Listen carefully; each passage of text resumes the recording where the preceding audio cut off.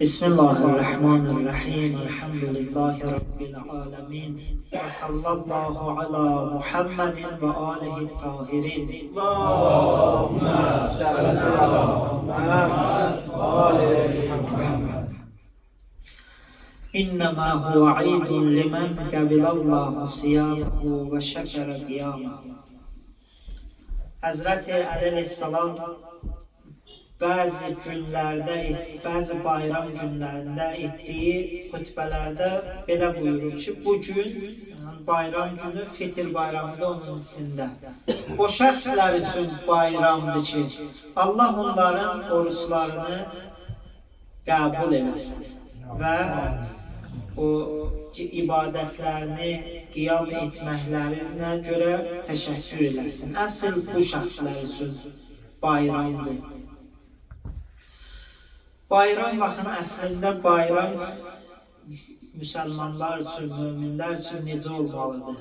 Bayram əməllərimizin Allah dərgahında qəbul olunmasından yaranan bir sevinç hissi olmalıdır. Ki biz elədiyimiz əməllərin qəbul olmasının sevincini yaşayaq. Əsl bayram mömin üçün budur. Və bu əməldən daha önəmlidir. Bəzi hədislərdə var ki, insan əməlin yerinə yetirməyindən daha çox onun qəbul olunmağı üçün səy etməlidir. Məlum olur ki, əməl bir məsələdir, onun qəbulu başqa məsələdir. Əməl bir məsələdir, onu qorumaq başqa bir məsələdir. Mən ikinci xutbədə əməllərin qəbulunun şərtinə qısa işarə edeyim, sözümü yekunlaşdırıram. Allah Təbarək və Teala Quran-ı Kərimdə əməlin qəbulu barədə belə buyurur. Bismillahirrahmanirrahim. İnnəmə yətəqəbbəlullah minəl muttaqin. Allah əməlləri təqvalılardan qəbul edir. Əməlin deməli qəbul olmasının birinci önəmli şərti budur ki, təqvaya riayət edək, Allaha bəndəlik edək.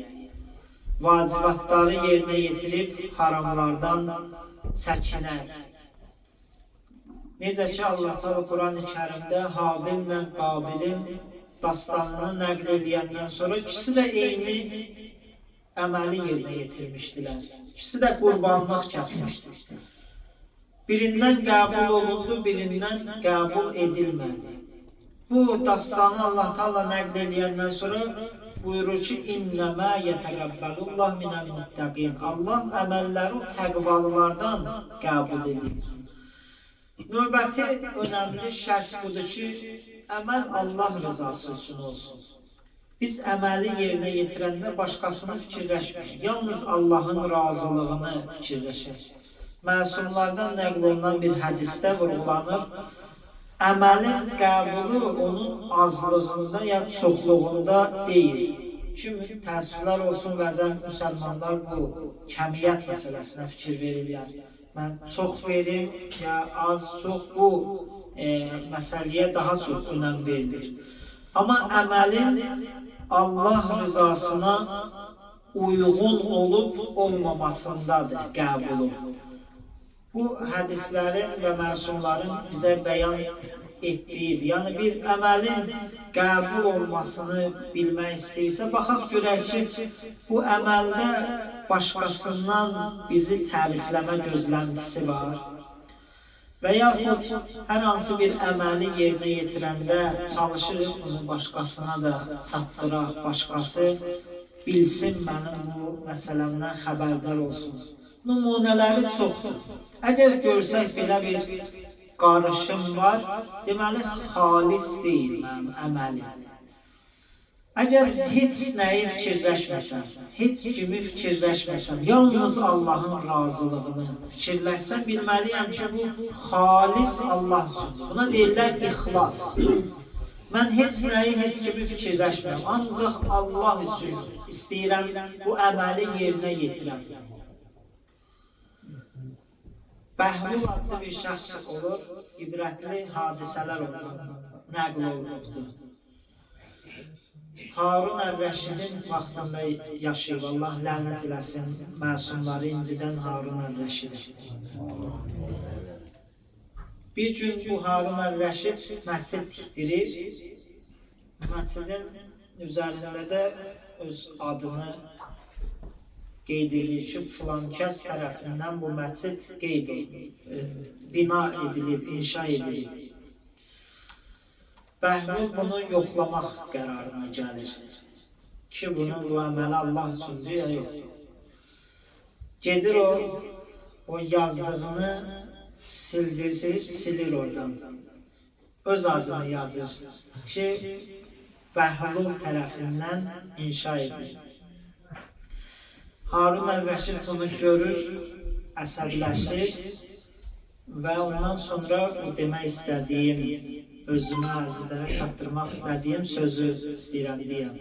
Əgər bu Allaha görədirsə, orada sənin adın oldu, mənim adım oldu, fərq edir.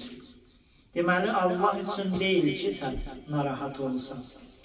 Əməllərin qəbul olmasının ikinci burada qeyd elədiyim önəmli şərti də insanın sırf Allaha xatir əməli yerinə yetirməsidir və bu məsələdə heç nəyi nəzərə almasın. Əgər mən görsəm ki, bir qatqılarım var, hər özündə bilir. İndi onu nəql eləməklə ya kiminsə tərifindən xoşu gəlməsindən, tərifləməsin, narahat olmasından, bu kimi şeylərdən bilinir. Əgər istəyiriksə bilək əməlimiz qəbuldur ya yox, bu meyyara diqqət eləyək ki, sırf Allah üçündür ya yox. Üçüncü məsələ əməlin qəbulu üçün onu qoruyub saxlamaqdır və zayi eləməkdir. Allah Teala Quran-ı Kərimdə sədəqə üçün Allah yolunda verilən sədəqənin 700 qat mükafatını verir. 700 qat mükafat bəyan olunur ki, bir adam o şəraitinlə Allaha xatir, Allah yolunda sədəqə eləsə, onun 700 qat mükafatı var. Bir şərtlə ki, onu minnət qoymaqla aradan aparmasın, onu qoruyub saxlaya bilsin.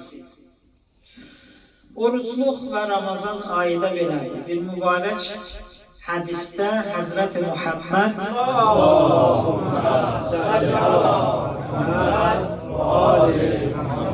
buyurur, orucun qəbul olmasının əlaməti odur ki, insan Ramazan ayından sonra özünü günahlardan qorumağa daha çox diqqət yetirsin. Bu Ramazan ayından bağlıdır, elə bütün məsələlərə aiddir. Baxın, Ramazan ayından sonra mən həyatımda bir dəyişiklik hiss eləməliyəm.